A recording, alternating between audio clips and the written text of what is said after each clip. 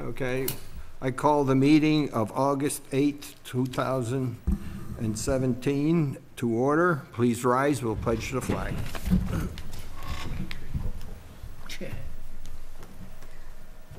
I pledge allegiance to the flag of the United States of America and to the republic for which it stands, one nation, under God, indivisible, with liberty and justice for all.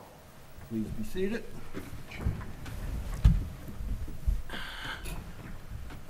We'll approve the minutes of the July 11th regular board meeting. I make a motion to approve the minutes of the July 11th, 2017 regular town board meeting. Is there a second? Second. Any comments? All in favor? Aye. Motion carried. I make a motion to approve the minutes of the July 11th, 2017 public hearing meeting. Is there a second? Second. Any discussion? All in favor? Aye. Motion carried. And now we'll, public discussion. Any public? No public discussion. Skip that. Next thing is supervisors' comments. The replacement of the Clinton Hollow Bridge on Hollow Road, County Route 14, has begun on August 1st with the bridge being removed and the Hollow and Schoolhouse roads being closed. The project will make a realigned Hollow Road, replace the bridge, and change the intersection with Schoolhouse. The bridge and roads are anticipated to be open by mid-October. The detour will be Center Road to Schultzville and then on Fiddler's Bridge Road to Pleasant Plains. This is another project right in that same area. The culvert pipe on Clinton Hollow Road, County Route 18, about 100 feet south of Grissom Place, will undergo replacement of parts of the culvert starting about September 5th. One-lane traffic control will be set up on Clinton Hollow Road. Construction will be completed by late November. The Labor Day holiday schedule will have the town offices, court, and highway closed on Monday, September 4th. The recycling center will be open on Saturday, September 2nd, with normal hours of 8 a.m. to noon. The 2018 budget process has begun and must be approved by the town board by November 20th. The schedule of activities is available on the town's webpage. There is no change in the status of the new power line activity at this time. There will be no power line workshop after this town board meeting tonight. It is with sadness that I announce the passing of Louise McDermott in late July. She has been very involved in the community as treasurer for the Clinton Community Library, East Clinton Fire District, and Clinton Historical Society. Was instrumental in the acquisition and forming of Friends Park and volunteered in many other community organizations. She will be missed by the community. So now we go on to reports. Planning Board. Planning Board held two meetings. First one on July 18th, an area variance on Bowman's Glen Lane for front yard setback reduction. Applicant wanted to build a shed and a garage. Was approved with a positive recommendation to the Zoning Board of Appeals. A couple on Schultz Hill Road had been in several times before, back for a sketch plan approval on a 4-lot subdivision. Numerous issues having to do with steep slopes, driveways, and such things as that. Escrow account was established so that the town engineer could become involved, and no other action besides that was taken. On Naylor Drive, the Old Stone Farm, which is now being called Duchess LLC, amended site plan special permit application. The process is continuing.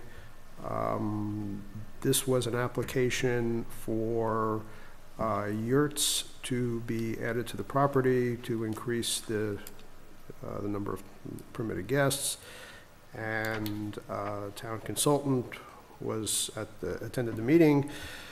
Planning Board declared lead agency, circulated for outside comments, scheduled a public hearing for August 1st. Fourth item on the agenda, Four Corners Forum, farm rather on Field Road. Applicant wishes to apply for a special use permit to set up a conference center.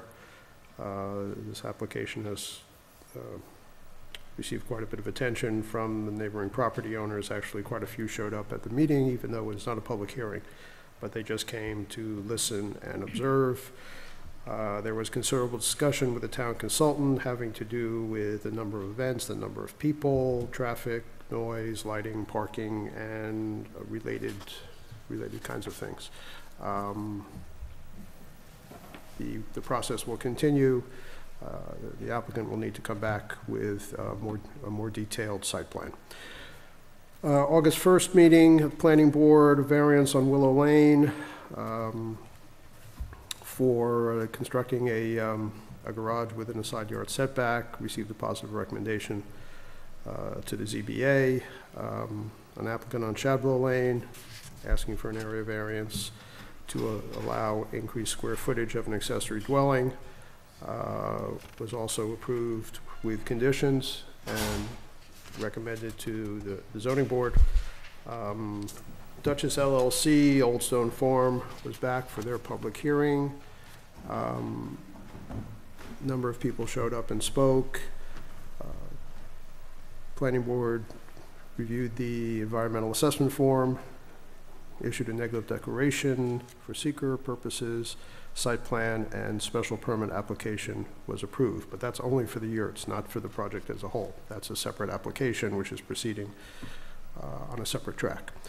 And then the last application, or the last action taken, were the people on Willow Lane who needed for their, the ones who had requested a variance also needed a permit to build their garage within 40 feet of a stream.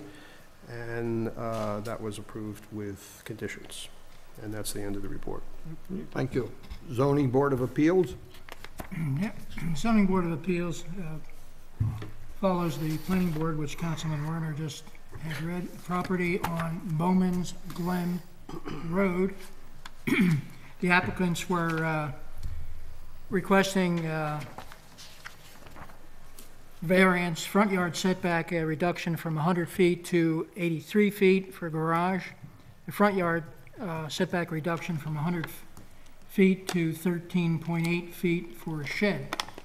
And the applicant's variance to build the attached garage 14 by 30 garden shed on the front yard setback. Property is a flag lot.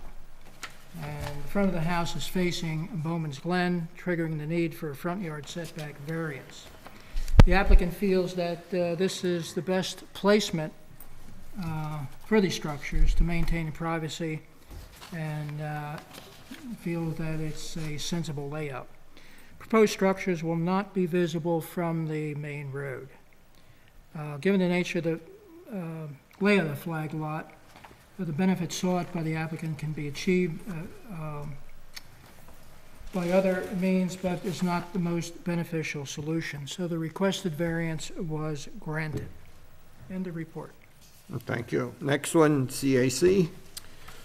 The CAC had a meeting on July 12th. Their meetings have been held at 3:30 in the afternoon, so a little bit of a change of time, but and tomorrow is their next meeting at 3:30 as well, so just please take note.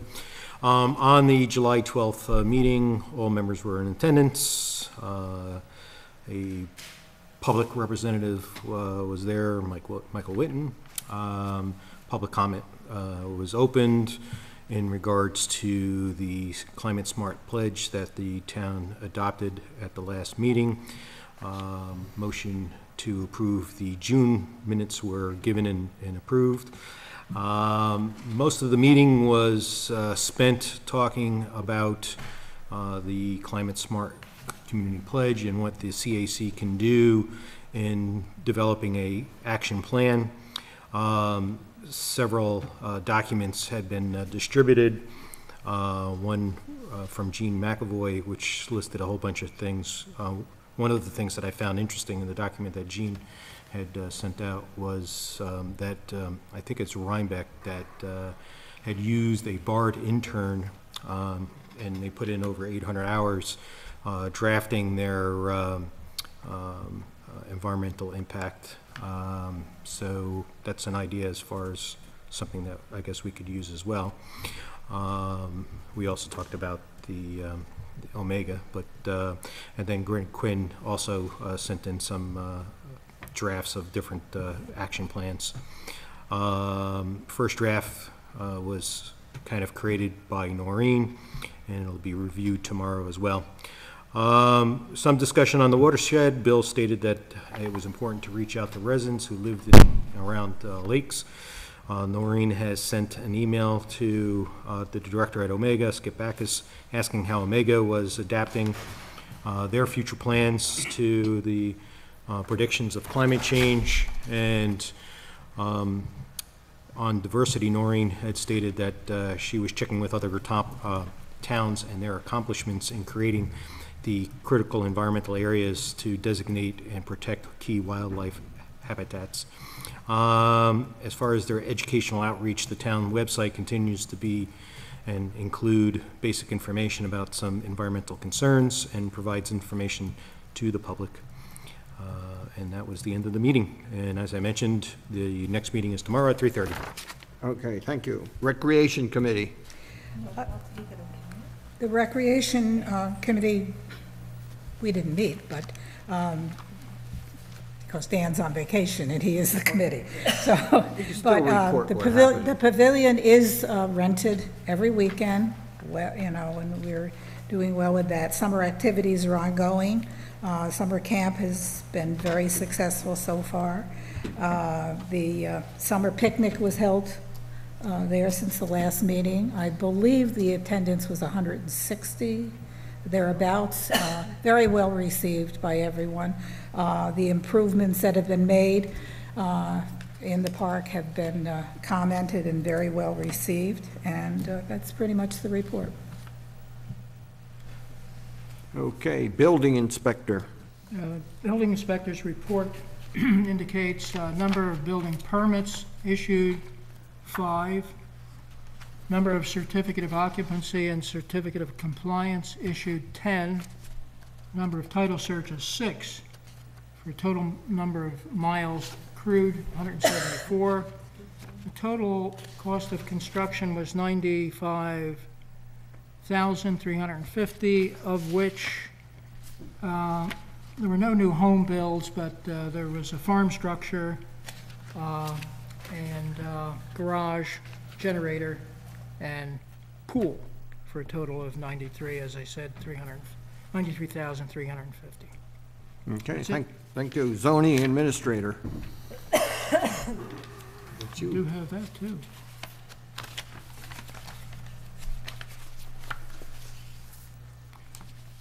The zoning administrator's report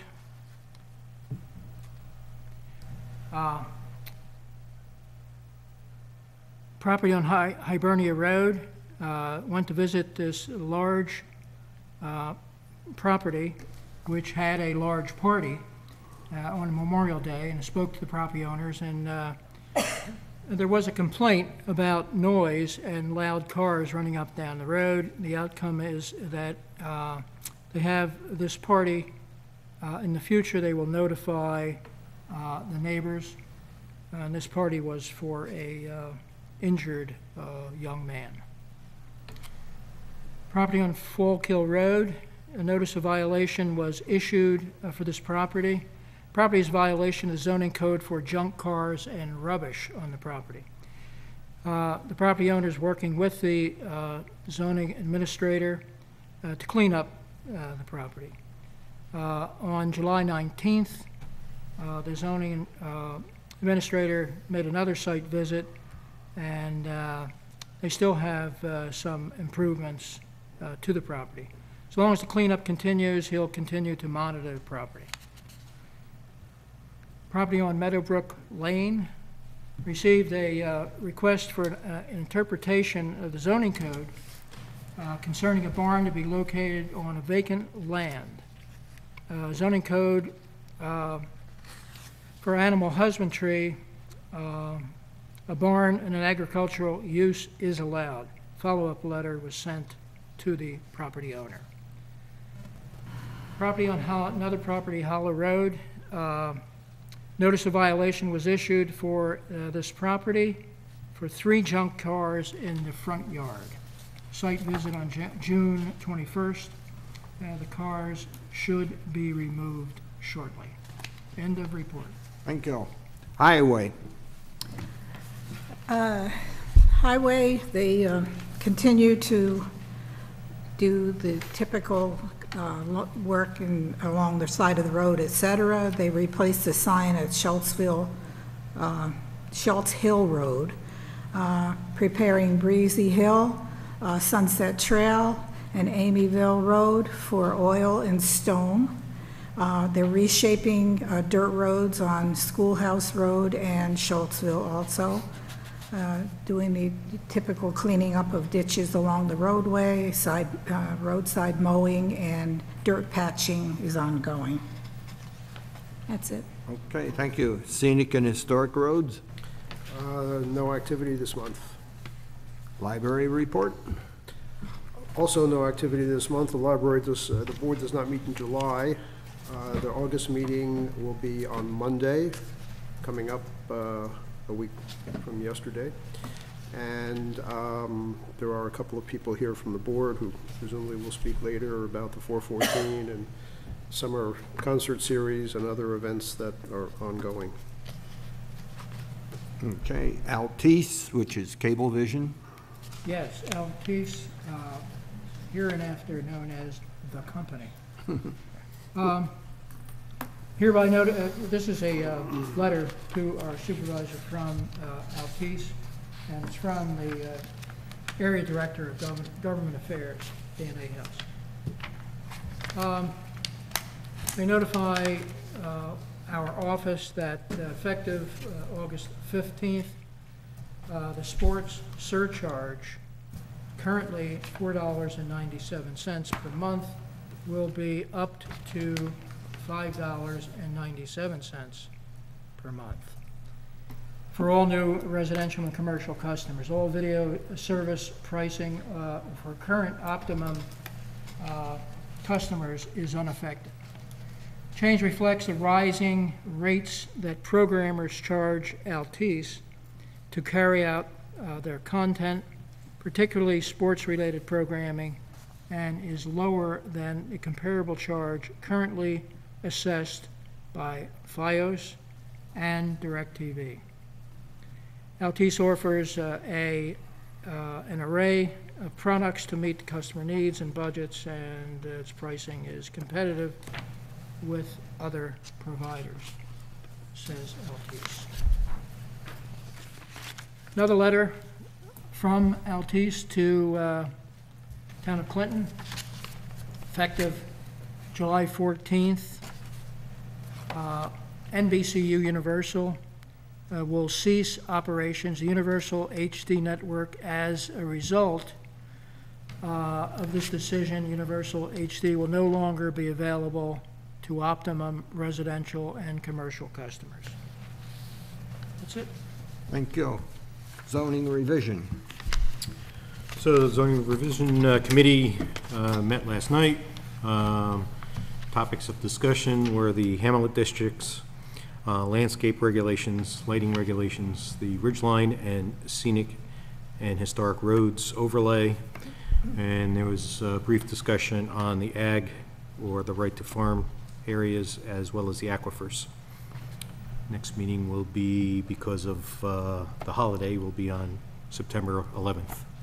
Okay, is that it? That's it. Okay, thank you. Transmission lines, I gave a little bit at my supervisor's report, so I'm not repeating it. Other reports? Yeah. Do you want to go, or should I? Either ahead. one. Okay. Just as an update, it took the better part of a year, but we finally got a response from the state and the county in regard to our request for a speed limit reduction on Salt Point Turnpike in the hamlet of Clinton Corners between the Stewarts and the post office. And the short explanation is that they don't think it's necessary. This is similar to the response that I think we got, what was it, 5 years ago, 6 years ago?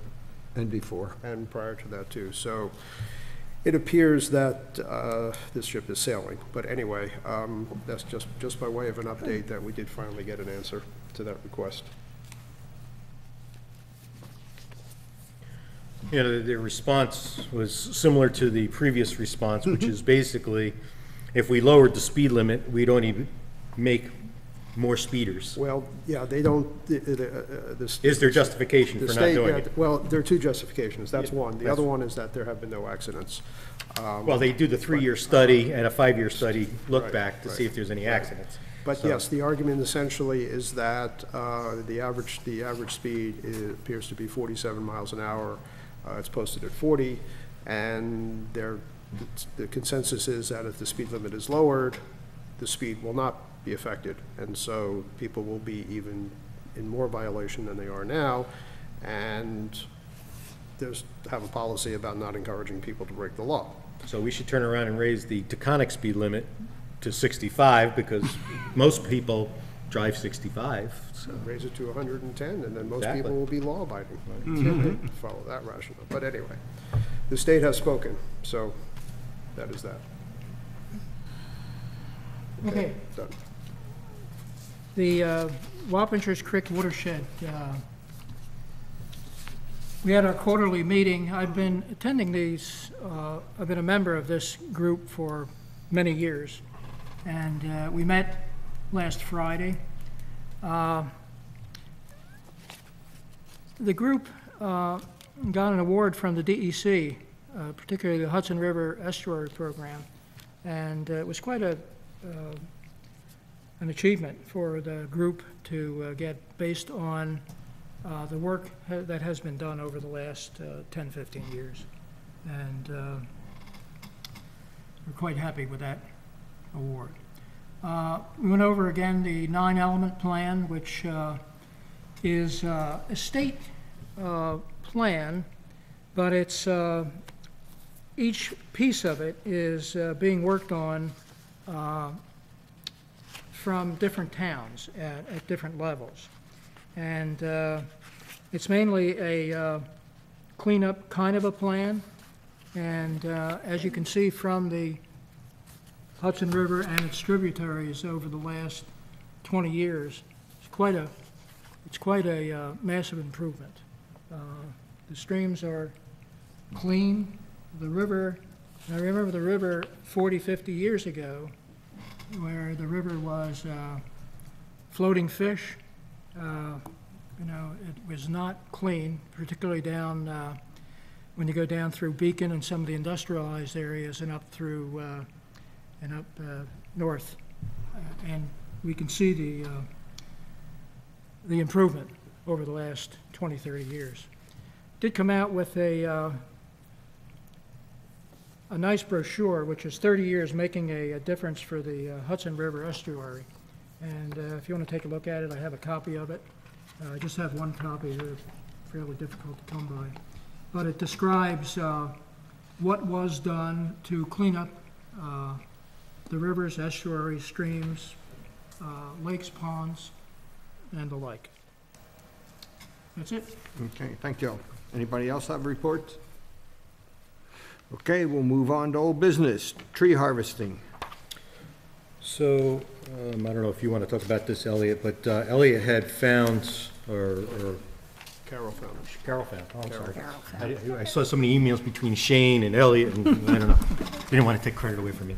Anyway, so Carol had found the town of Hunter had a tree harvesting, or timber harvesting law that could easily be the template of what we could probably adapt to the local town, adding in some important factors of what we were trying to obtain by the original law.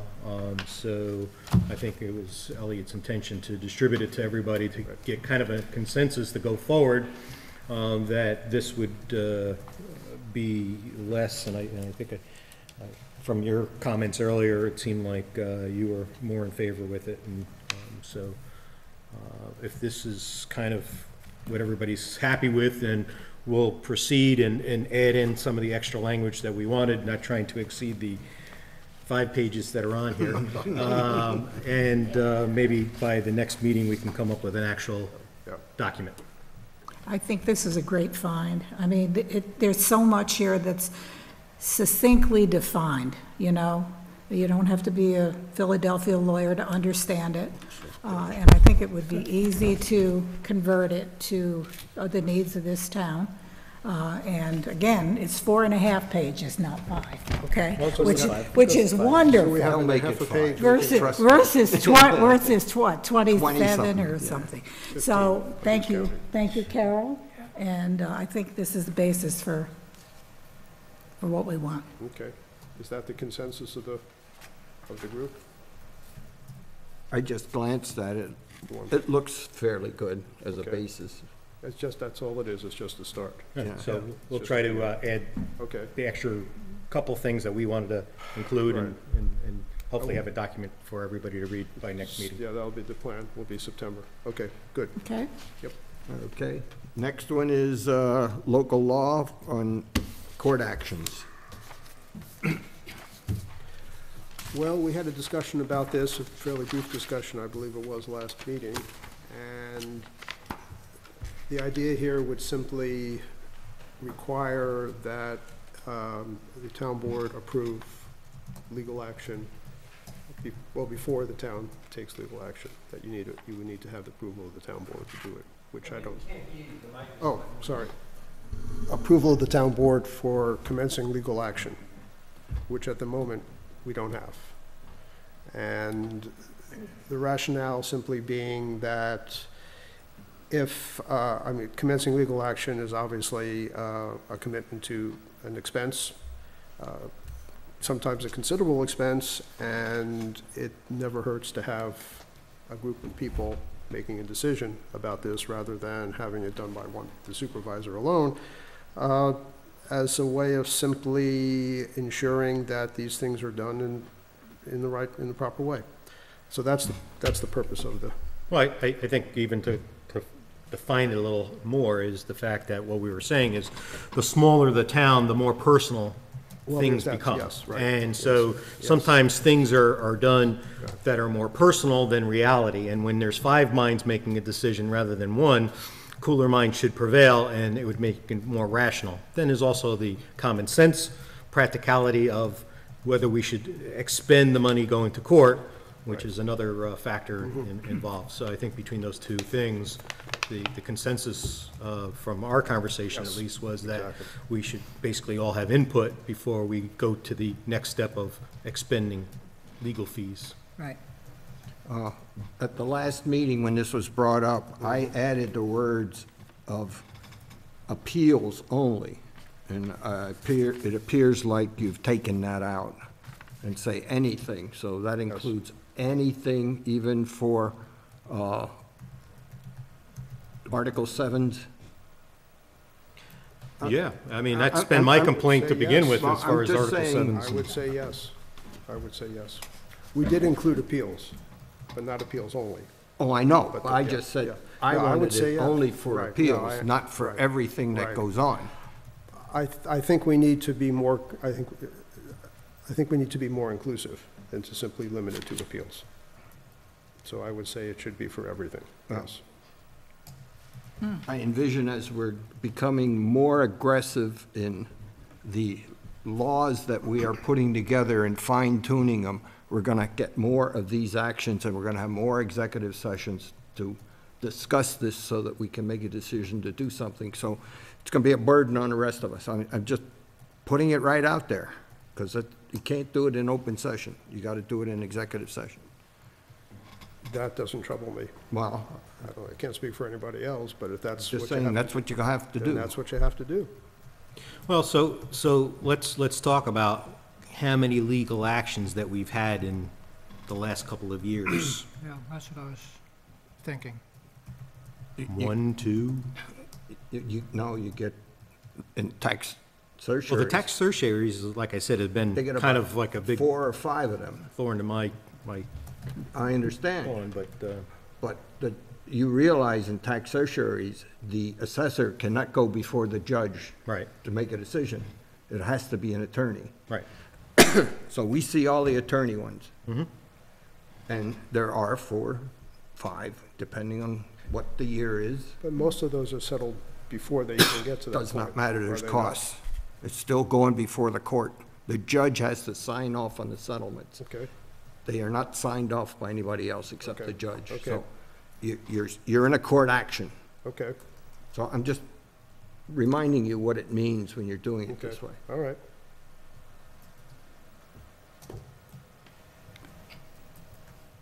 It has to be, it has to be.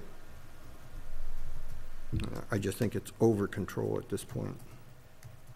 But you yourself pointed out that this will become, or has the potential to become an issue over time, more than it is now, and has been in the past, because the fact that the town is changing, and the laws are changing. You're changing the rules and making them more stringent for everybody.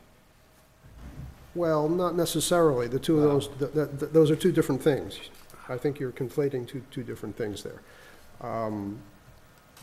I think the issue here is to protect the town, at the taxpayers, it seems to me, along the lines of what Dean said, from an Well, here's the one difference that I see here. What we're saying here is that before we take legal action, Right. we get to approve it. In the tax tertiaries, we're not taking action, they've taken action against But us. that's still a court action. I understand that, but it's It's a a little court bit action. different. You're And not- all we're saying is You're before, not separating out that stuff. right, but you're we saying any. get notice ahead of time on the tertiaries before they even, Understand, but we still have to go through the whole process to approve it. Mhm. It's a court action. It's held in Poughkeepsie, Supreme Court. I know. So there's no way we can have eyes on it before that happens. We have to stop all action of that nature until we approve it so that litigation can start to But come now- up with some settlement. Shane had a comment to you, and he didn't raise any of these concerns. No. No. Can we exclude these tax actions? You can write whatever you want. It's your law. I mean, can we legally, not can Yeah, we do it? Can sure, we you- legally you- just like you know, If part of the issue is a logistical one, frankly, I don't think that's an issue, but, I mean, having an executive session and running these things through, sounds to me like it would be a fairly automatic thing anyhow. Well, usually it gets Based to the on point where we what have to I make the understand, decision whether we're then we're going gonna to Approve it. spend We're gonna do it. for appraisals or take, because usually with part of That's right. the tax tertiaries is that there's a kind of a number thrown out to begin with. Right. So we have to decide whether we're going to accept that or go further. So we're kind of approving it anyway. Okay, but we're basically gonna do what the lawyer advises us to do. Sure. So what that means is that it's essentially automatic, or Right. That's not what the words say, is at all I'm least saying. well, in practice, it's gonna be a quasi-automatic procedure. If you have an attorney who says, this is what I think you should do, and this is the arrangement we've worked out, more than likely, But he the board can't is gonna start to agree. make the arrangement until we approve the process, because he's got to be before the court. Okay. So But I'm you just still saying, have you still have an attorney, and you'll be consulting with your attorney, and he'll tell you what he thinks you should do, which is no different than what would happen if it were a zoning issue. The point is to have an extra step in the process to try to ensure that these things are done in a reasonable way, as opposed to being done out because of personal grudges or, differences of opinion, or family feuds that go back 3 generations that have bubbled up for some reason or other. Unfortunately, particularly in a small town, these kinds of issues do oh, yeah, come up. And I think having 4 people or 5 people, rather than one person making a decision before funds are expended, is simply a precaution. Now, that's not to say that the board can't be mistaken either, of course, but it's less likely if you have more people involved. So, Right. I mean, that seems. So other than the tax tertiaries, are there any other reasons you would want it? Well, it's, I mean, I suspect more often than not, it's gonna be zoning. No, I'm saying for Ray. Oh, okay. Well, If you exclude tax actions, then there's not much really left. It's primarily per year. zoning, Right. the It's occasional zoning. zoning problem. typically zoning issues. Typically, after it's a that. zoning Well, I issue. think that your law Yeah. references that specifically, Elliot, by its first sentence. And then it does continue to give the town attorney the power and authority to continue to enforce and prosecute different provisions of the law. Yeah, such as the court, traffic violations and stuff like that. I mean, that's already built into his defensive mode. And I think that we had talked to Shane, both of us, and I do believe that we did speak to him about that issue, that those kinds of issues were not necessarily falling under this particular law. I know that I spoke with him, as we were creating the law and working with him, so. Yeah, as I say, I had the opinion we were going to do appeals. That's what we discussed last time, and I thought it was in there, so I made no big deal about it. So I guess we all gave our opinions. We want to move forward with your motion there that you got? Okay, I will move that be it resolved that approve the following resolution. The town board approves proposed resolution number X of 2017. That the town board hereby approves putting on the table proposed local law number 2, 2017 of Town of Clinton entitled Prosecution of Town Code Violations, Litigation, Authorization. And now therefore be it resolved that a public hearing be held at the town hall on September 12th, 2017 at 6:25 p.m. prevailing time. Is there a second? Second? Okay. All in favor? Aye. Any opposed? Me. Okay, 1 minute. There's no abstains.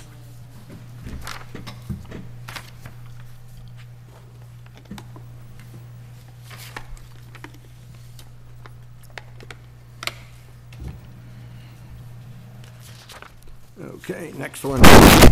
Ooh, sorry. Geez, what was that? Okay, you're on the next, oh, Nancy. Okay, looking to approve the Amendment 284 agreement for spending highway funds, okay? And this is really as a result of, we voted on certain roads prior to this, and there's been a slight change, and I will articulate that as we go. So the amendment would read as such, be it resolved that the town board approves the proposed Resolution X of 2017 to amend the agreement to spend highway funds. The agreement shall the agreement changes the work to be done from Meadow Lane to Amyville Road due to road closure at the Clinton Hollow Bridge. At that time, we really can't proceed, so we're just amending this to really put the spending somewhere else, but the spending has already been agreed upon. Is there a second? Second. Any further discussion? That was Meadowbrook Lane. Right. Okay, all in favor? Aye. Aye. Approving placement of Clinton Highway surplus equipment. Okay, both Councilman Mike Apollona and myself and Theron, the highway supervisor, went out and looked at all the equipment that we have in and around the highway garage.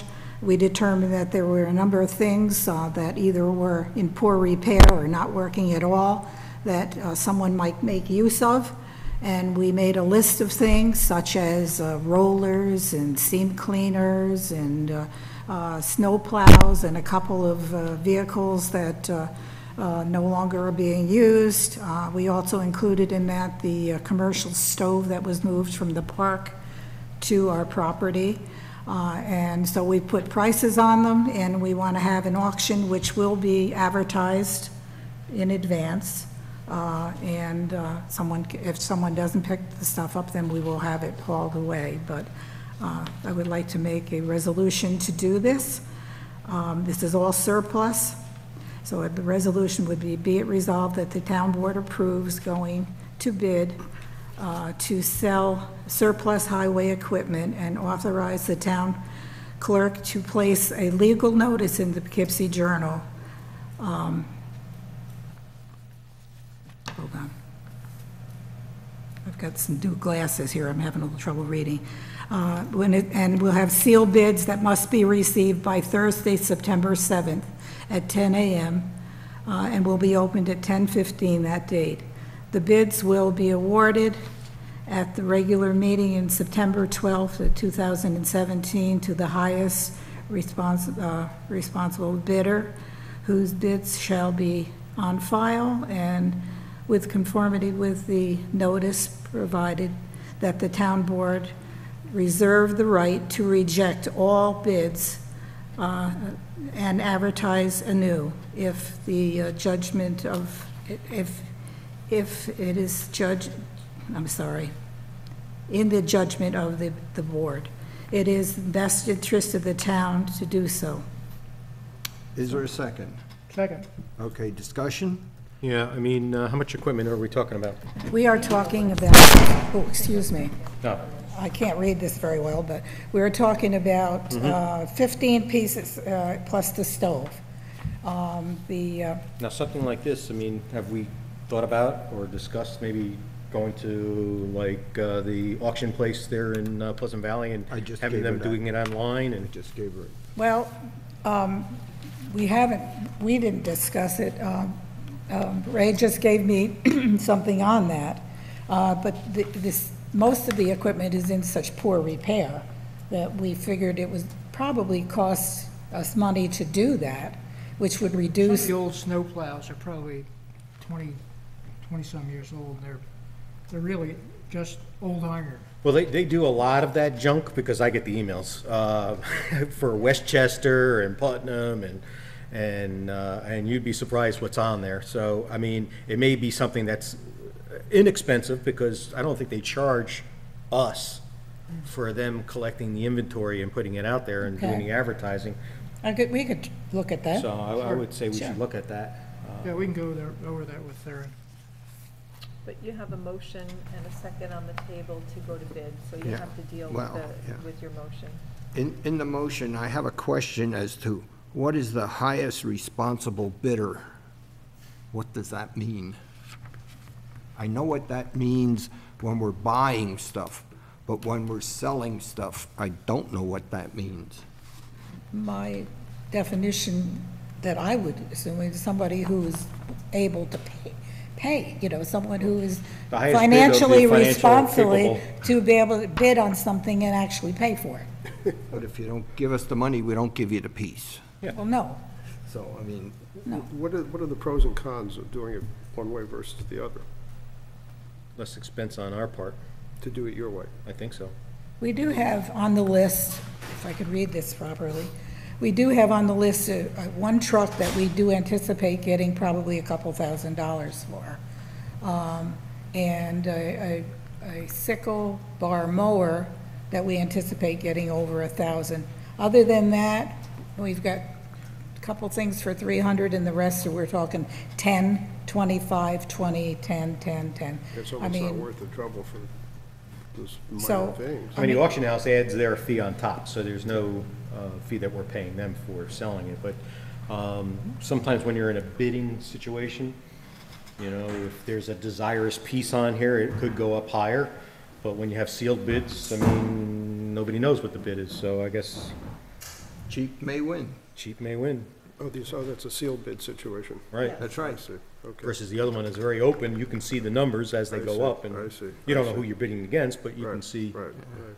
Well, Theron tried to put a minimum bid number on there based on his experience Right. with that equipment, whether it was purchased by him as highway superintendent or prior to that. Some of it was much prior to Superintendent Tompkins. So are we putting in in this bid notice, the minimum bids for those items? Yes, We have minimum bids for each These are item. the minimum bids. So, I mean, we're not at a loss, but it's just, there's a significant list there that I think that we could probably have them do that online auction. I'm concerned about that sickle bar thing. We bought that in panic a few years ago, and now we're accessing it again. There seems to be a pattern that happens over there quite often. We buy stuff in panic, and then all of a sudden, we say, oh, we don't need it again. We sell it, and then 2-3 years, oh, we need it again, we go out and buy one. I mean, I'm just, Well, I Sensitive don't to that. recall, I don't know if you do, Mike, whether that was one of the pieces of equipment that did not work. 'Cause a lot of this equipment is not working equipment, but it's something, if someone wanted to bid on it and put a few dollars into it, could make it into something. But I don't recall the sickle bar, whether that was one of the ones or not. Minimum bid 1,200, I would assume that it's working. at that price, it better be. So, I but think- you know, oh, I think- even if we're getting it and we're using it and then we're selling it for the same price, I mean, to me, that's a pretty good deal. So think so. I don't necessarily find what you just said, Ray, to be an alarm. Maybe we need to investigate it a little bit more, but just on the surface, I wouldn't say that that's a bad thing. A few of these things also are made by manufacturers who, you can only buy the parts from them, and the parts are extremely expensive. And we had a discussion saying that these are not things that we think we should continue. Yeah, I'm well aware of that problem that Right. has occurred over the years, but that's the purchasing problem that Yeah. Theron bought. He bought that stuff. Okay, so what do we want to do? We have a motion here, do we We want have a to? motion and a second to go out to bid, so why don't you vote on that, and then you Okay. can decide to do whatever else you want to do. I mean, since we've already gotten this far, I'll just go along with that, per se, but I would recommend that if we did it another time, that we would consider it. Every couple of years we That's a do this. consideration. Okay. Okay, Okay, you want to do a roll call on this, since it seems to be controversial? Elliot? Aye. Mike? aye. Ray? Aye. Aye. Aye. Aye. Passed. So we're going to bid with the Poughkeepsie Journal, and then in the future, consider the auction house Yes. first. Right, Yep. Or if nothing gets sold, we could do the auction. Right. yeah, default, Yeah. right. Okay, next one on Governor's Government Shared Services Law. Okay, as part of the governor's 2017 budget was included a requirement that the county executive develop a plan in concert with local governments to create a countywide shared services property tax savings plan. These shared services activities have been included for the town of Clinton's participation. Now, the list is a little different than I talked before, because some of the things disappeared on the list that the county wasn't going to be doing. County road salt purchase, piggyback on county bid for shared purchase of macadam materials, piggyback on county's bid for rental of highway equipment, having the county do motor vehicle repair, do a county bid for sports field baseball clay.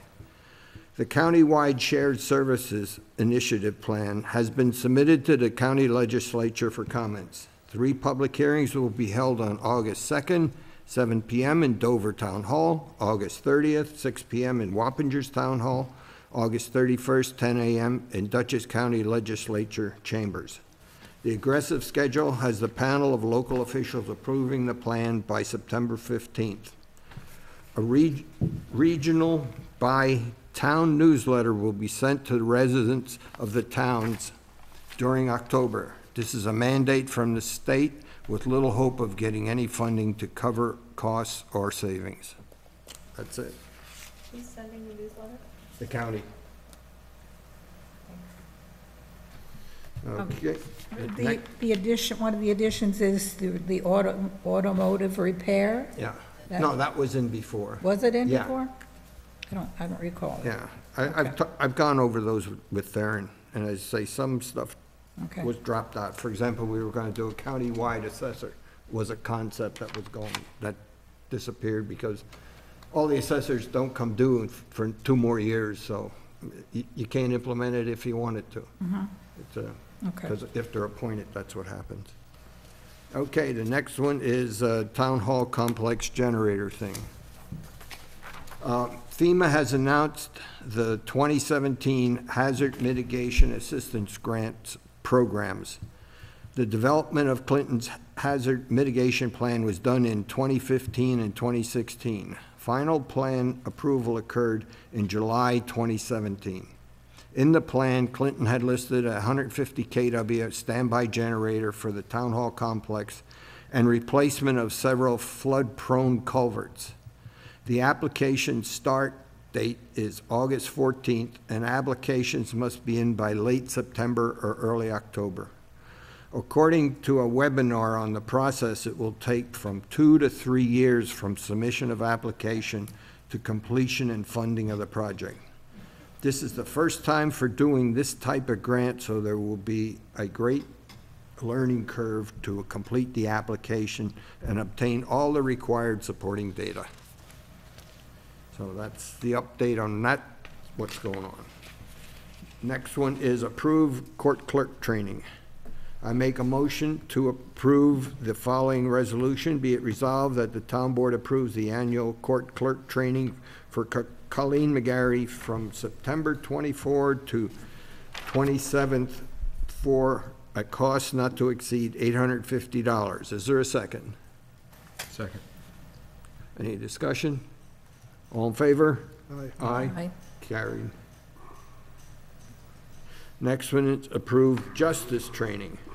I make a motion to approve the following resolution. Be it resolved that the town board approves the annual town justice training from October 15th to 18th for Barbara Seelbach and Russ Tompkins at a cost not to exceed the amount of $805 each.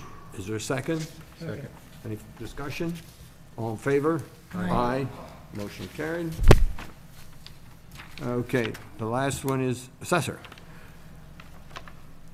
This cost is split with Somers, so we're not paying the full brunt of this cost for the assessor training. I make the motion to approve the following resolution. Be it resolved that the town board approves the annual assessor training for Teresa Stegner from October 1st to October 4th at a cost not to exceed $500. This is about 20% of the overall cost, the remainder paid by the other town she works for. Is there a second? Second. Any discussion? All in favor? Aye. Aye. Motion carried.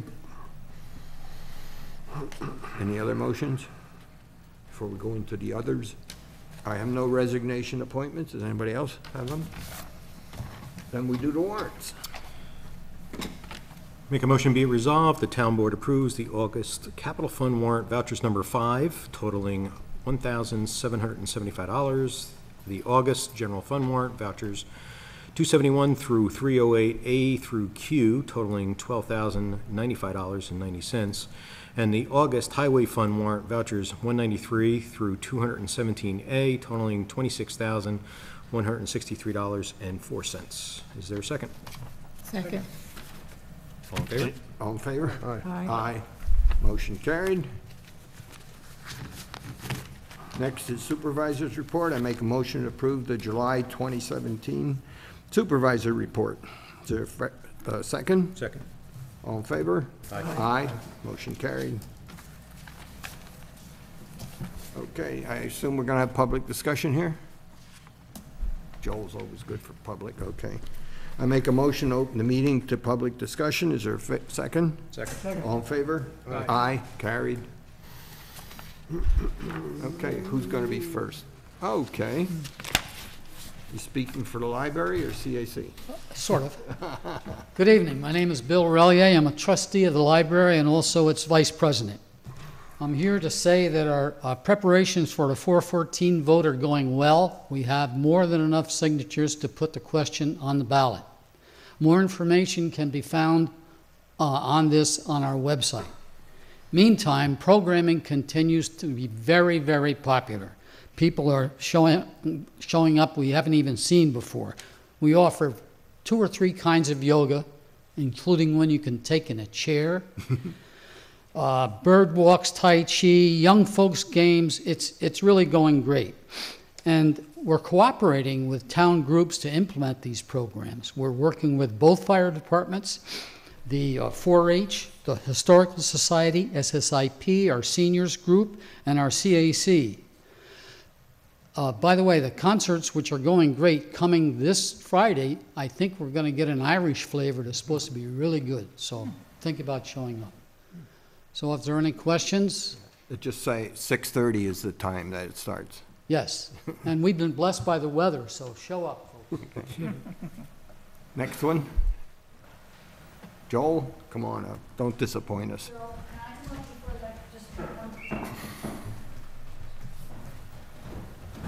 Hi, I'm Marion Modenberg. I live on Allen Road. I've been there for 35 or 40 years. And I want to know why we can't reopen negotiations with the wireless company to put up a cell tower. I was under the impression that they pay you for that, for having the tower in your town.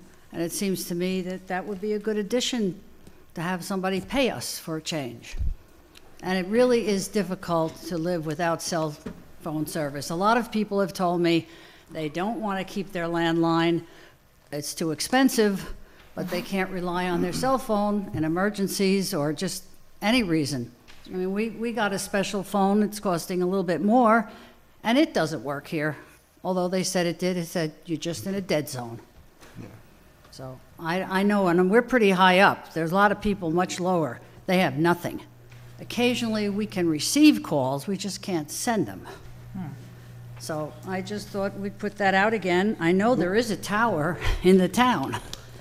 Well, there, over the course of the past 6 or 8 years, there have been several applications to the planning board, but they've all been withdrawn. Yeah, they start the process and they stop. Verizon has applied and stopped. Nextel, I believe. AT&T. Well, is there a tower already built? Yes, there is a That's tower. one. That's it. There's that one tower, which is in a silo Yeah, on German Road. at the end By of the German highway, by Road. the That's, Tacoma. that's working. Well, I mean, it's- maybe But I you- don't believe that the towns get paid. I think it's the No. landowner. Correct. The whoever owns landowner, it. if the town Whoever owns a owns it. property, then Okay. the town could All get right. paid, but Right. that's. Otherwise, it's the landowner who Oh, okay. gets paid rent, basically. Yeah. Basically gets paid rent for the use of his property. Well, it seems like cell phone use is multiplied. I don't know if anyone has made them aware of the number of people that even in one family have 2 or 3 cell phones. I don't know, maybe that would change their minds. If you remember, a few years ago, there was an application on Hollow Road. Yes. that went as yes, far- Right, yes. Many meetings, well-attended meetings. And it was And approved. they, it was approved. approved. And they withdrew Right. the application. They actually built a road and stopped. Yeah, it's in the, They're ready to build the towers. in the Right. apple And orchard. And the stopped. towers Right. originally were supposed to be put outside. The antennas were put outside, Mm-hmm. and then when the application came in, they put them inside, which was really less.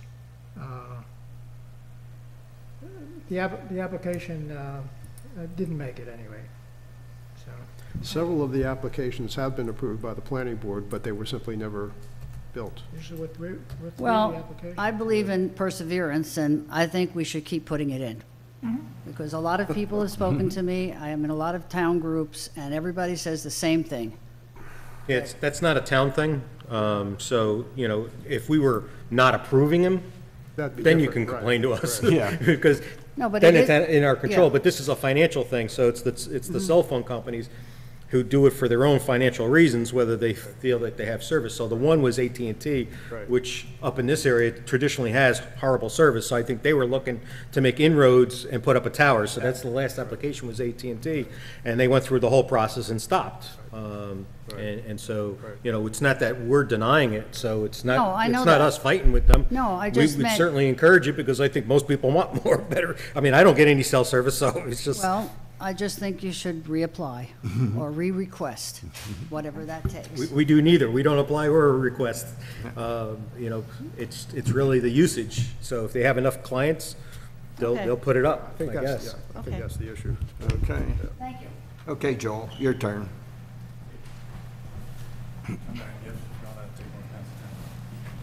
Joel Tyner, 324 Browns Pond Road. I wanted to thank you, Carol, for relaying the concerns of people who had complained to you about the County DPW and the renovations that have to be made at Hollow Road Bridge. I'm glad DPW is doing that. So I hope that the signage comes up there on Route 9G. Also, you know, for many years I've supported the notion of the 414 and the library getting that guaranteed stream of funding. So I hope the 414 does go through this year. The flyer I gave out, it's not just for people in Rhinebeck. We're doing our 19th Repair Cafe. Get your broken stuff fixed for free this Saturday, noon to 4 p.m., Rhinebeck Town Hall. Vacuum cleaners, lamps, electrical appliances, computers, electronics, bikes, musical instruments, welding, clothing fixed. So it's this Saturday, noon to 4 at Rhinebeck Town Hall. I'm not going to say which organization, but a local organization that works heavily on land preservation. One of the higher up folks recently came to me and suggested that I push for Dutchess County to have a Trails Advisory Committee similar to what passed in the Ulster County Legislature a year or two ago. So just today, I submitted that resolution to the county legislature offices. It's on my website, duchessdemocracy.blogspot.com.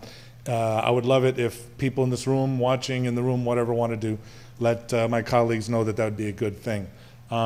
For about a decade, I've been pushing for a sales tax break on solar installation, finally getting some bipartisan support on that this month, so it looks like that's going to go through. We're also going to be voting this Thursday and Monday on auctioning off the foreclosed properties, well, the tax delinquent properties.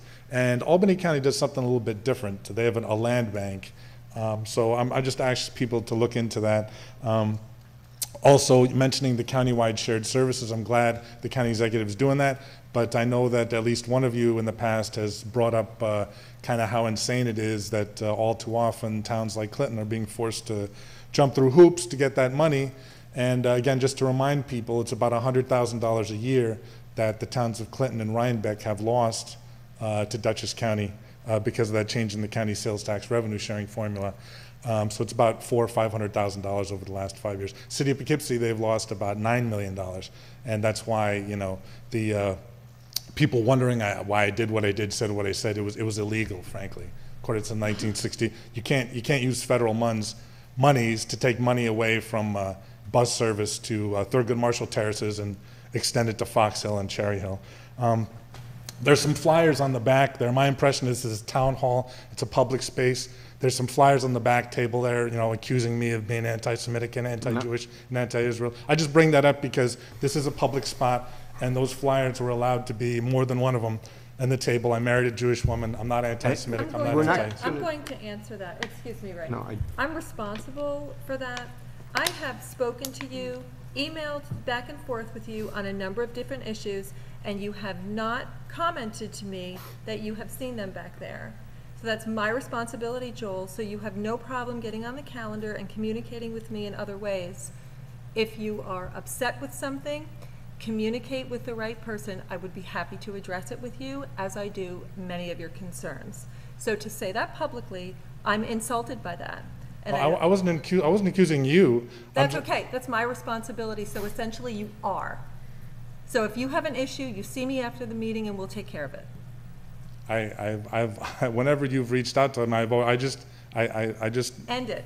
Next item. I let off my comments by thanking you. Sure, thank you. Okay. Just that, you know, if I was the challenger and I was not the incumbent, that stuff would not be allowed on that table. No. That's all. You know what? That's insulting to me. Stand at the microphone and speak to me. That's insulting to me. I just told you, when you have a problem with something, you see me directly. You don't stand in front of the microphone and pontificate.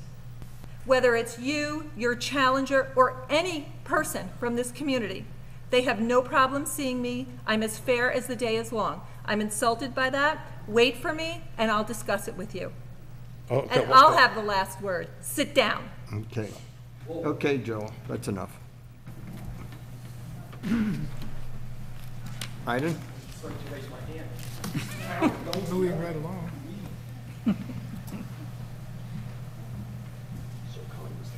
Thank you. Thank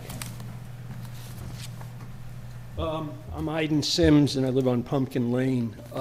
This afternoon, each of the members of the Clinton Town Board received an email sent by 4 people, me included, and I'm going to read it. It's quite brief. The subject line reads, "It is widely perceived that the Clinton Town Board consistently does a good job. It works effectively, efficiently, and fairly to ensure the town is well-run with the goal of sustaining Clinton's natural beauty and country charm, making it an enjoyable place to live. Therefore, it is surprisingly out of character for the town board and the zoning enforcement officer to have failed to take any effective action regarding numerous complaints about barn sale signs illegally installed every weekend this summer on utility poles and on the town road sign post along Bull's Head Road that direct people to a house on Bull's Head Road. The town board and DeZio have received at least 6 complaints accompanied by photos of the offending signs. Below is an email that I received from the zoning enforcement officer, Don Smith, on July 25, 2017, and it reads, "The zoning code for signs, 250-70, allows the signs as a temporary use." That's his entire message. My email to the board, signed by other people, goes on. This is incorrect, according to an email sent to Zio Smith by Deputy Town Supervisor Dean Michael on July 31st. And that reads, "Hi, Don. We are receiving many complaints about the signs on Bull's Head Road. As such, I drove by these signs and took pictures and a video. I felt while driving by as if I was driving to the south of the border, with many signs hung on utility poles, 20 in total, with many in a row from the Taconic to Milan Hollow Road. This is a clear violation of the following code." And in Dean's email to the ZO, I'm not going to read the whole thing, but it specifies a different part of the code, 250-79, yard sales or other temporary sales. Sales should not last longer than 4 days. Sales should not be held more than twice in a calendar year. Sales should be conducted on the owner's property, and so on, and so on. All directional and advertising signs shall be freestanding and removed after completion of the sale. And Dean's email goes on to say, they are held, this is the email to the ZO, they are being held every weekend, more than twice a year. They are not freestanding, and they are held on utility poles without the permission from the town. All violations of code. I repeat that, all violations of code. This doesn't mention that I also feel they are unsightly and unappealing to the town. We need to move forward on this as they have held more than 2 yard sales. They are done, in my opinion. I don't know what your conversation was last year, but they are testing the waters again. Thank you, Dean Michael. Now we go back to the email that the town board members received today. Attached is a video taken along Bull's Head Road this past Sunday, showing every utility pole leading up to the house with the barn sale from the Taconic. There are more barn sale signs on utility poles along Bull's Head this past weekend than any time in the past. This raises disturbing questions. Does the ZO not know the applicable code? Does the ZO know the code but chooses not to enforce it? If so, why? Why hasn't the town board taken steps to ensure the ZO enforces the code and removes the barn sale signs that blight our beautiful community? Every weekend this summer, since the town board has been alerted to this offense repeatedly since June, has the ZO been instructed by anyone on the town board not, I repeat, not to enforce the applicable code? The summer is winding down. The people who put up those barn sale signs every weekend since June have willfully ignored the town code and flaunted this violation by adding more signs this past weekend. Please advise us of the actions the board will now take. We asked earlier if it's going to be on the agenda of tonight's meeting. Similar flaunting of code in other nearby towns have been the focus of local news media attention. Thank you for your attention. This is signed by 4 people: Dr. Terry Gotthelf, Pumpkin Lane; Bill Costa, 9 Partners Road; Iden Sims, that's me, Pumpkin Lane; and Dave Toll on Schultzville Road.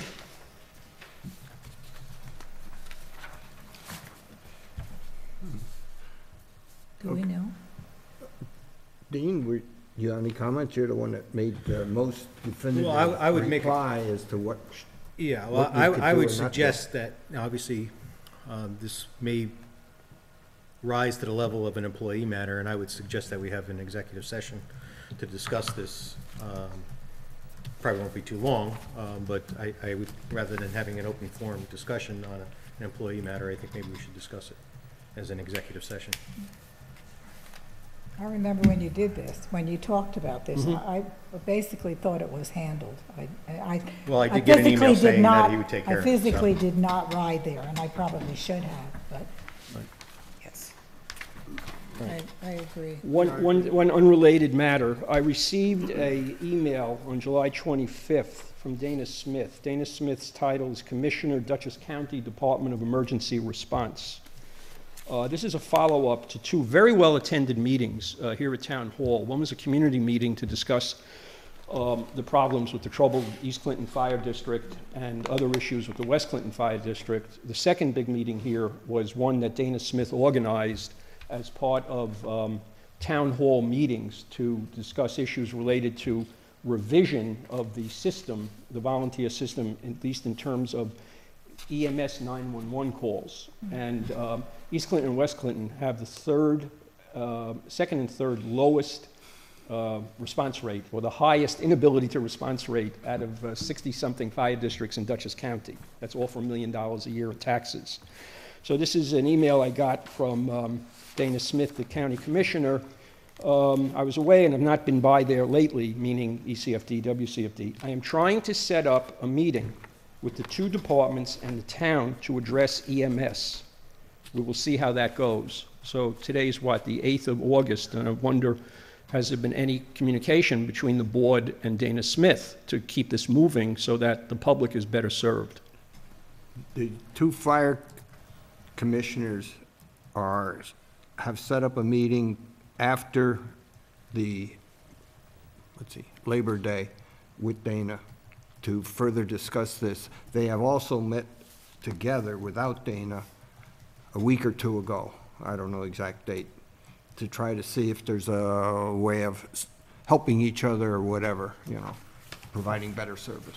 I was told I've been in this community 20 years. I chose to live here. My family doesn't go back here to the time of the dinosaurs like many of my neighbors. I could have lived in many different communities. We chose to live here 20 years ago.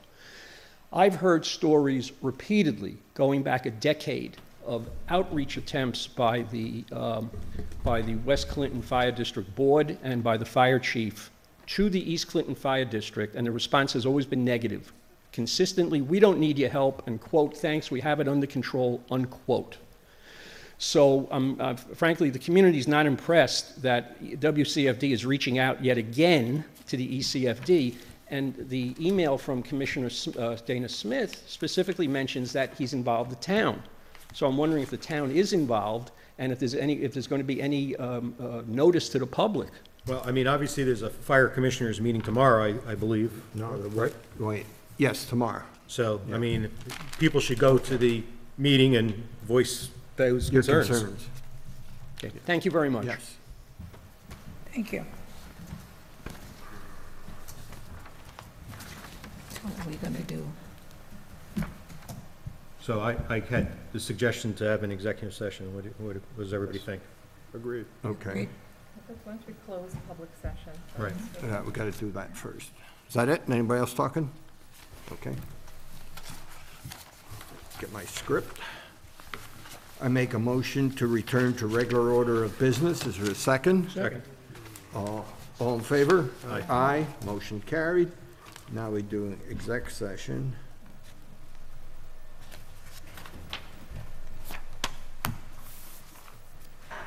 Okay, I make a motion that the board goes into executive session to discuss a personnel matter. Excuse me, Joel, don't leave, please. I've asked you to wait for me. Wait 1 minute, please. I'm sorry. I'm not. No, not here. I'm not. We don't do it in front here. I apologize. Yeah, that's okay. Yeah. I didn't see that. So, is there a second? Second. Second. All in favor? Aye. Aye, motion carried. We will, now, we're gonna do any business to approve or disapprove something? No, I think we just need to discuss something. Okay, so we will not come out and make any motions. We do have to come back in public to close the meeting, but we're not gonna make any motions, so you don't have to sit around. Okay. Okay? Will you just get me the time on that?